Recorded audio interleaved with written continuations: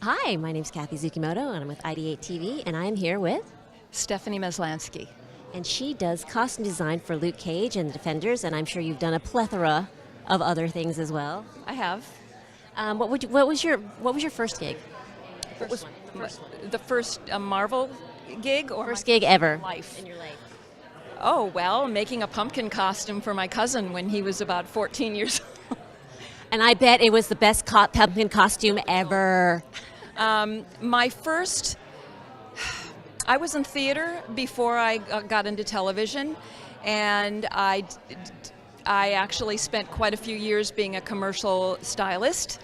And once I sort of fell into television, my first gig was a pilot, or actually it became a made-for-TV movie of the week with a producer, showrunner, writer named Tom Fontana, and from there he hired me to do the third season of the show Oz for HBO.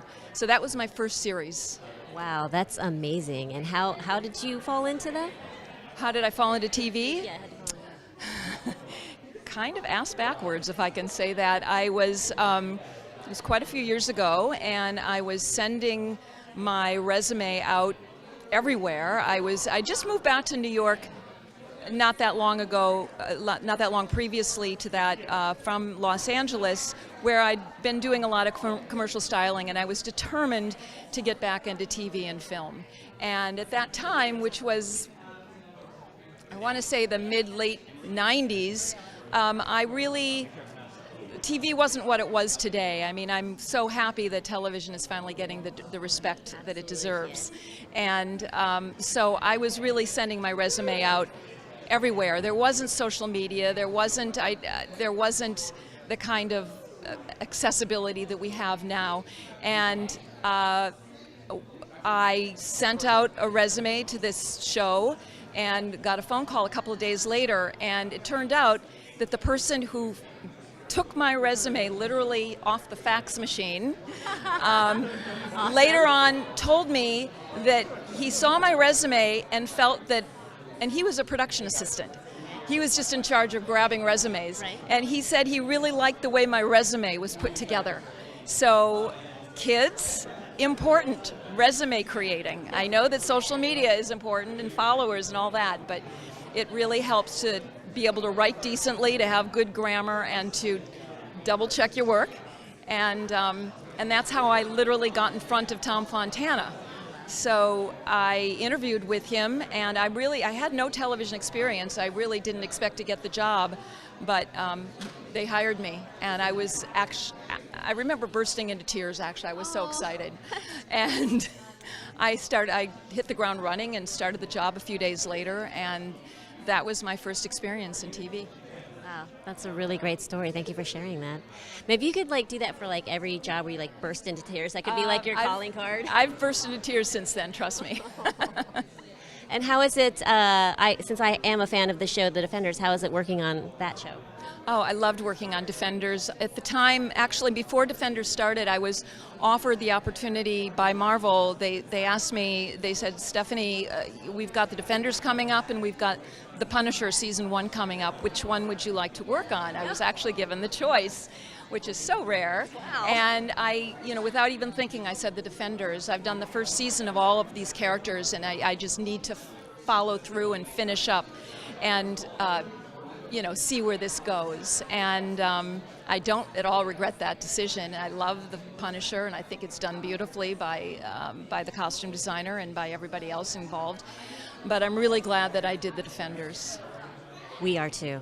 Thank you. You do some really great work. What a lot of people don't understand about costume design is that everything that goes into it helps tell the story. People think that it's just the writers and it's just the actors, but a lot of the story about the character comes from the costume design as well. Even if it's like a T-shirt and jeans. Sure. Well, costume design is an immediate visual medium, and especially we're very collaborative with the actors. It's important to me to engage with an actor and to find out his ideas, as well as the writer's ideas, of course the Marvel producer's ideas, always keeping in mind if this character is based on a Marvel character, that story as well. But it's important. I love collaborating. This is one of the reasons that I love this job so much. And we discuss with the actor his ideas, her ideas, and when they come to that first fitting, and sometimes first fittings don't work at all. We have to go back and reshop or recreate or rethink. But as time develops, as time goes on, and the actor gets to know our point of view and what we're thinking, and we get to know more about him, it does evolve. And when that actor finally starts to get into those costumes and say, yeah, this is exactly right, it's super exciting. And for those who don't know, the first fitting is?